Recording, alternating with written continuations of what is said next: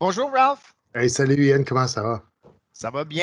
Euh, une- Bienvenue à Indicatif présent encore, Ralph. Oui, l'émission où on vous donne des bonnes idées pour l'enseignement à distance et on répond à vos questions aussi. On a une invitée aujourd'hui, Ian, veux-tu la présenter? Bien sûr, notre collègue Alex Beaulieu de Bonjour Salut tout le Alex. Peerdeck. monde. Bonjour Alex. Aujourd'hui, tu vas nous parler de Peerdeck. On a déjà vu un tout petit peu sur l'émission, mais tu as des nouvelles pour les enseignants au sujet de Peerdeck. Oui, alors cette semaine, on regarde différentes facettes de Peer Deck, comment installer ça sur notre ordinateur, utiliser le PowerPoint. On va regarder aussi les stratégies d'enseignement avec Peer Deck, Hmm. comment on peut évaluer l'élève en apprentissage, en utilisant l'observation même. Puis on peut voir les élèves fournir des preuves d'apprentissage en direct aussi. Fait que c'est super intéressant, surtout pour les jeunes du secondaire qui sont un peu plus autonomes. Je vais vous montrer un petit peu Oui, ici. oui, Je vais vous j'aimerais voir ça, partager là. Mhm. mon bureau.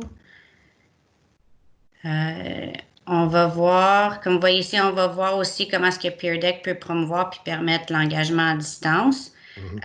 Surtout étant à la maison, c'est facile de perdre les élèves. Euh, on peut voir un suivi en direct avec les élèves en apprentissage. On peut aussi suivre leur processus d'apprentissage en direct.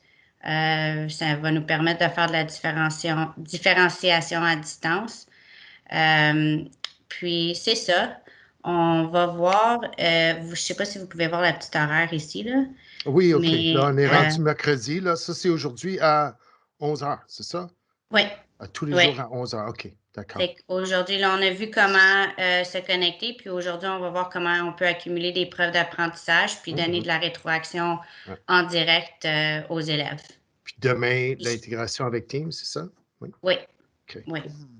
parce que Euh, ça devient un petit peu plus Moi, je me compliqué. pose la question, Alex, au sujet de comme Teams et Peer Deck. Est-ce que Peer Deck, d'après toi, ça offre quelque chose de plus que tu n'aurais pas si tu utilisais juste une réunion Teams? Oui, tu peux voir ce que les élèves font en direct. Donc, ils peuvent, tu sais, l'application du tableau blanc sur Teams. Mhm. Oui. Mais ça, c'est un petit peu mieux parce que c'est en direct. Tu peux même, les élèves peuvent voir ce que les autres élèves font de façon anonyme aussi. Ah, Pendant ce qu'ils répondent à des questions, tu peux leur demander de dessiner, disons, pour biologie, un nucléus, puis d'encercler, on va dire une cellule, puis d'encercler le nucléus. mhm. Tu peux les voir, puis ensuite, tu peux aller leur donner de la rétroaction sur ce qu'ils ont fait. Puis ils peuvent Wow. voir ce que les autres élèves ont fait aussi dans la salle de classe. Sur Teams, tu peux pas voir ce que tes pairs ont fait. Mhm. Nice. Je pense que je t'avais interrompu, Ralph. Tu avais quelque chose que tu voulais dire tout à l'heure?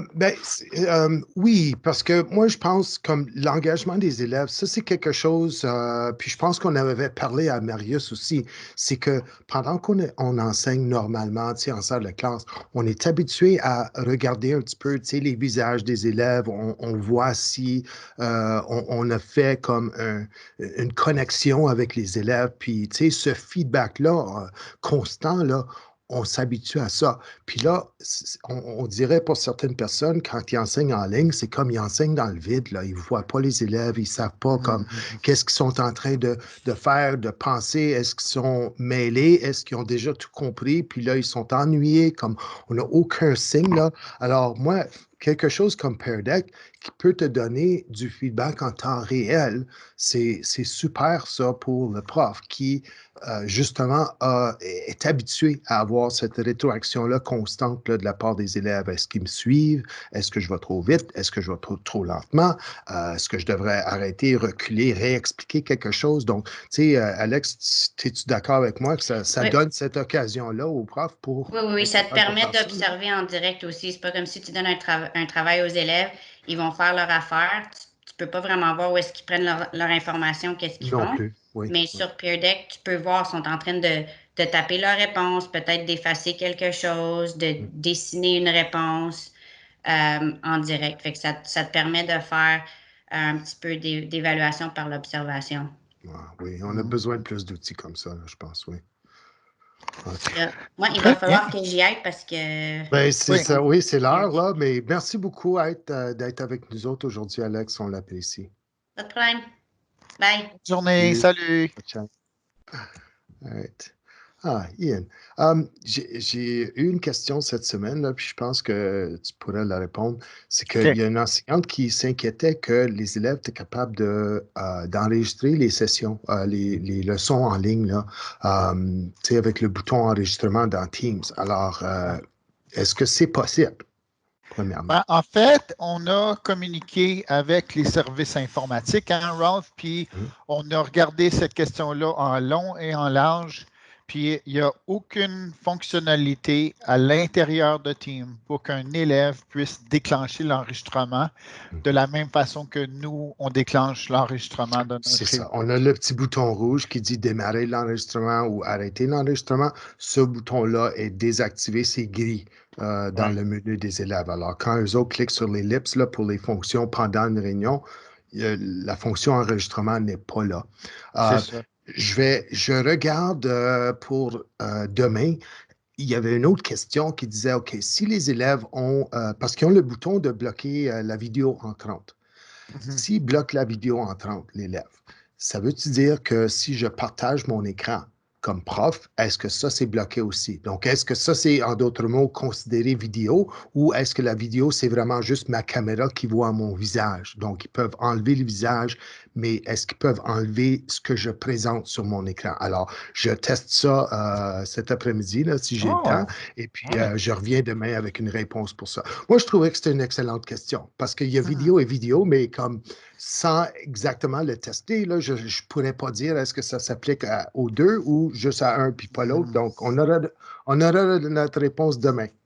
Oui, oui. Puis j'ai bien aimé ton commentaire de tout à l'heure en pré-production, Ralph, où tu as parlé de finalement les enregistrements. Puis Mm. c'est vrai que n'importe qui peut enregistrer un écran à tout moment. Tu sais, comme moi, si je voulais, je pourrais t'enregistrer comme ça avec ma Oui, caméra. oui. Puis si Dans le fond, j'avais un haut-parleur ici au lieu de mes écouteurs, je pourrais enregistrer si je voulais. Alors, faut être conscient du fait que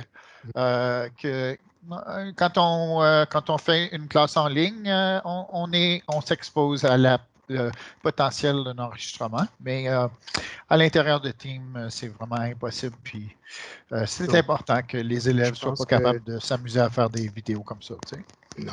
Non, exactement. On fait ce qu'on fait et puis je pense que, tu sais, si tout le monde agit de bonne foi, euh, c'est ça. C'est pas vraiment une inquiétude. Plus. Oui. Un autre élément, une autre question qui s'est posée, Ralph, c'était au sujet de Skype. Et parce qu'on utilise tellement Team qu'on ne se pose même plus les questions au sujet de Skype, dans quel contexte on pourrait faire des appels avec un Skype? Ouais. Est-ce que tu vois une utilité quand même pour Skype au lieu de Team? Oui, effectivement, il y a une direction qui nous a demandé cette semaine là, comment est-ce que je peux faire des conférences avec les parents, des vidéoconférences avec les parents, parce qu'il n'y a aucun moyen que je peux les mettre dans Teams. Et puis, je me suis dit, ben, Skype, ça fait Ben 5 ans oui. qu'on a ça. C'était appelé Link avant, tu sais. Te Mhm. souviens-tu, là, quand c'était Link? Ben oui. Alors, mais oui, il n'y a rien qui empêche d'envoyer un rendez-vous Skype à un parent ou une personne à l'externe. Et si la personne peut cliquer sur le lien dans son courriel pour dire je veux me joindre à la réunion, participer à la réunion maintenant, ils vont automatiquement se joindre à la réunion. Ils vont être dans une salle d'attente. Donc, si ce n'est pas une personne qui a déjà Skype installé sur son ordinateur, il y a deux choses qui vont arriver. La première chose, c'est qu'ils doivent probablement installer quelque chose dans leur furteur, là, soit dans Chrome ou dans Edge. Il y a comme une application Skype en ligne. OK? Ouais. Skype web, l'application web de Skype. Alors, ça, c'est la première chose. Et la deuxième chose, quand ils arrivent dans la réunion, ils sont dans une salle d'attente virtuelle. Alors, la personne qui a invité euh, cette personne-là de l'externe va voir une petite fenêtre, un petit pop-up jaune qui dit une personne qui attend dans la salle d'attente, puis tu peux cliquer pour les admettre. Alors, Mhm. c'est vraiment pas plus compliqué que ça.